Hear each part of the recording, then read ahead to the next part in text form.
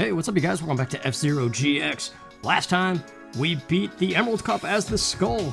So this time, we are going to be Leon, because I've been wanting to play as him anyway. His theme music is pretty awesome. Pay no attention to the superhero underwear that looks kind of phallic.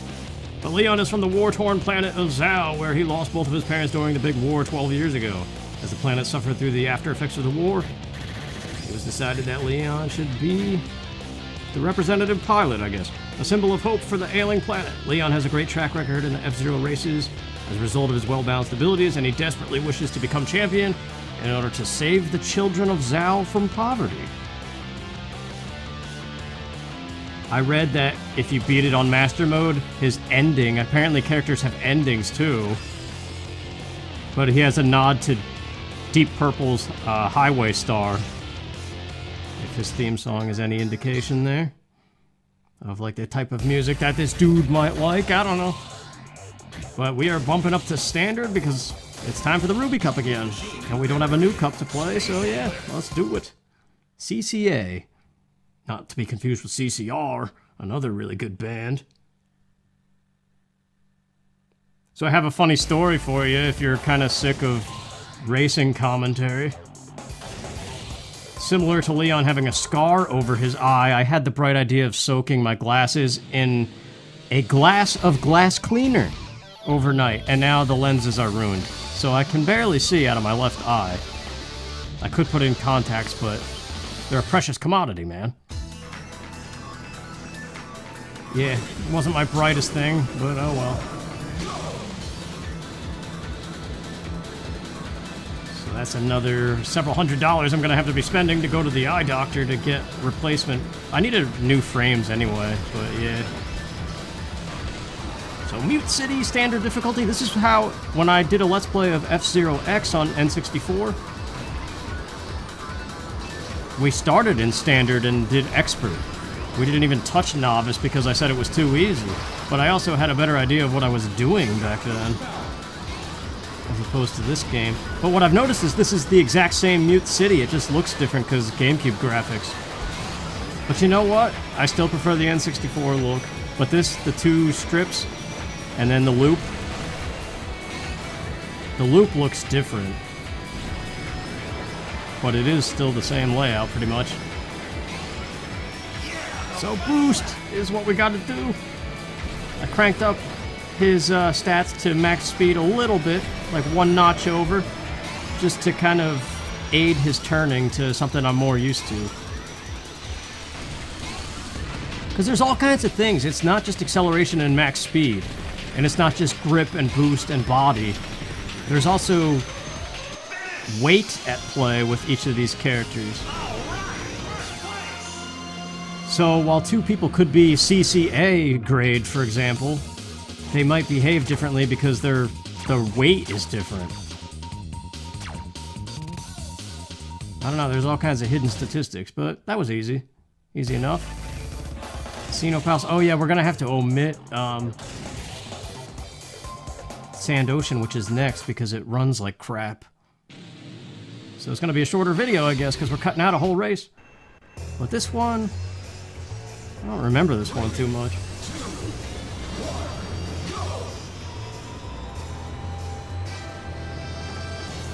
Just a weaker variant of the other casino stages. Oh, you know what? This is exactly like Silence, track number 2 of the first cup in F-Zero X. Speaking of how Mute City was exactly the same, all these little yellow boosts, Silence was full of them. But that one was so much better. The music in Silence is so much better than whatever this is. I mean, it fits for a casino aesthetic, but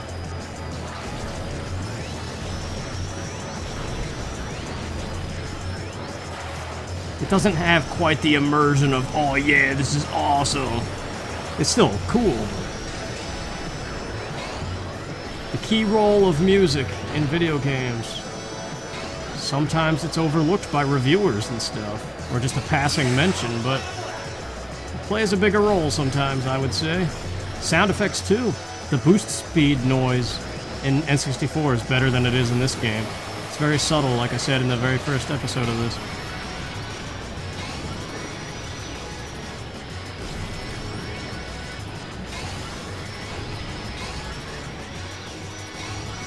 Alright. They don't drop back quite as much, but it's still kind of a thing. Actually, that did happen in F-Zero X2, even on standard. It's expert where it's... you gotta know how to win.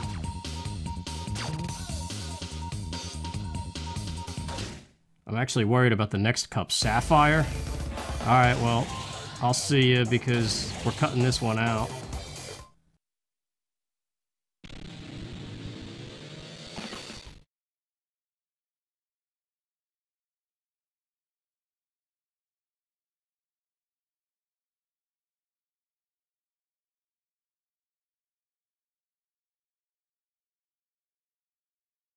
Got first place anyway, man, so it's all good. It was a slow crawl. It went the whole way. It was just choppy audio and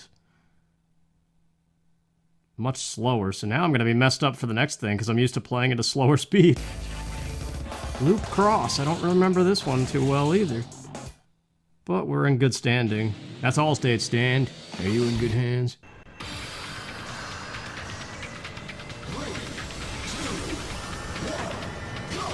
Oh god, it's so much faster.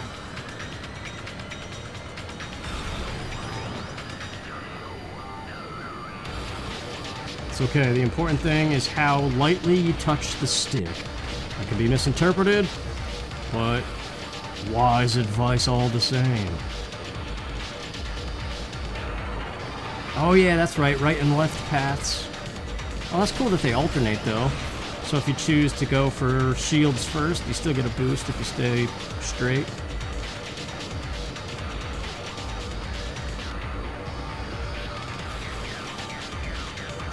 What's your favorite machine in this game? Like the actual racing cars, not the character.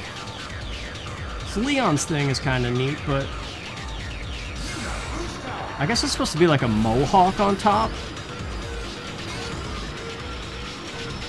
That would kind of fit his taste in music and stuff. Nah, maybe it's not supposed to be that anyway.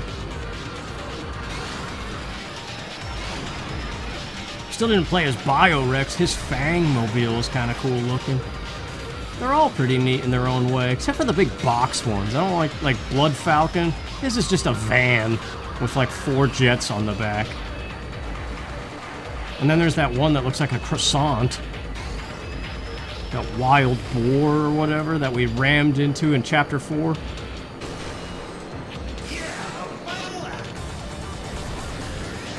Yeah, I like the Ruby Cup, man. You just hold the gas and take it easy.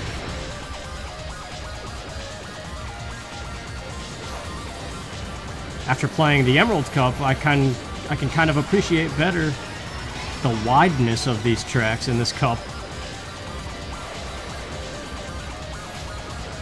Which just means I'm gonna suck if I go play that again.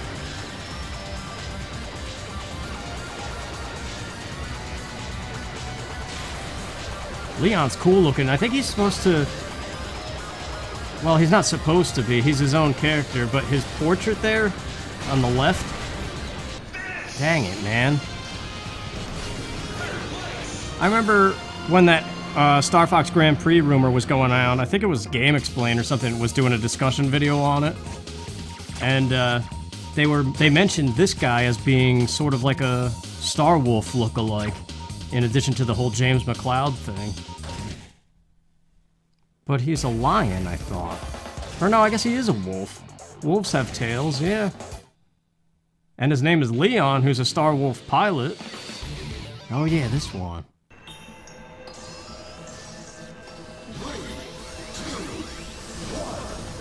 It's all just a sloppy, purposeful coincidence with no actual purpose, I think. Like, the more you think about how F-Zero is its own world, it's kind of hard to imagine how Star Fox characters could potentially get implemented into it. But then at the same time, it's not. If they have these throwaway characters already, who's to say you can't have Fox and Falco at least cameo? Although I think Slippy would have an awesome racer. Peppy too. If they can cameo in Starlink Battle for Atlas, why not F-Zero? It's definitely time. I think when the public starts whining and crying about something, usually not too long after, the pleas for whatever it is get answered, you know? The only exception is probably Mother 3. People have been crying about that one forever, and it still hasn't really happened. But it seems to be when the internet keeps talking about a specific game thing that they want to happen, not too long after, suddenly there's an announcement, you know?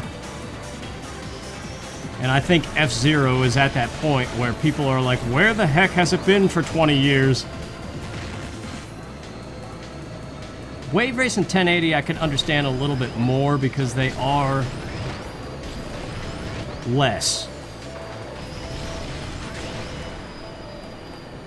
I hate to say that because I love Wave Race, but I get it.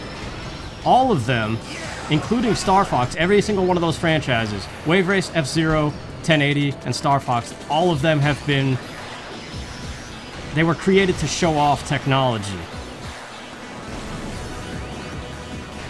Like, that was their only purpose. Everything else about them, the lore, the franchise itself, that makes it a thing beyond a technology test, came later. I guess that's anything. An idea starts as a, like, tech demo type thing before it becomes a full-fledged thing, but you know what I'm trying to say. There was the FX chip on the Super Nintendo. F-Zero was all about showing frame rate, speed in which the game could run. Wave Race was all about emulating 3D water. Even though the Game Boy game came first. That was not good, man. It's alright. Those points will add up.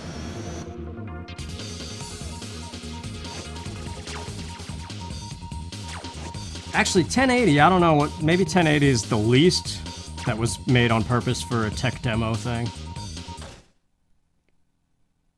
But the other ones, absolutely. Well, there we go. Got to play as Leon, just like we did in F-Zero X. He's still cool. I think it's an oversight that in this sequence they don't play the character's theme song. But I did read something that if you beat it on Master difficulty, you get some kind of character-specific ending, and for a brief moment their song plays. Which, okay, that makes sense, but it is a little bit of a shame that it's locked to the very most challenging thing.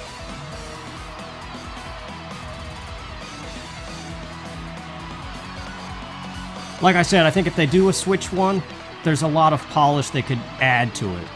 And I think a lot of this, everything from the UI to the HUD, it has Sega all over it. Like, you could tell Sega did this.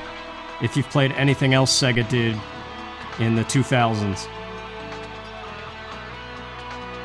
Whereas F-Zero X was all in-house Nintendo. And it shows, I think, the difference. The former being, well, yeah, Sega being worse than Nintendo, actually. It's still good, though. I'm not, like, hating on it, really. I'm just saying there's a little bit of something here that you can definitely tell. I don't want to say less care was put into it, but maybe less professionalism? I don't know. F-Zero TV.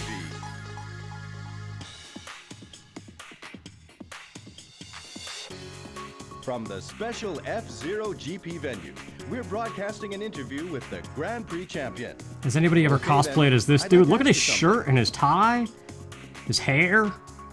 Oh wow, we got new questions. Standard difficulty, I guess. What's your key to win? What was the key to your victory? Racing for someone other than myself. I see. Thank you for the interview.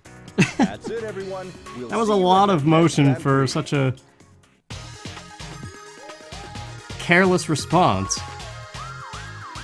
It's like they were reading on a paper in front of them or something. Thanks for playing. Well, anyway, thanks for playing. Thank you for watching. And I might see you for another one. Take care.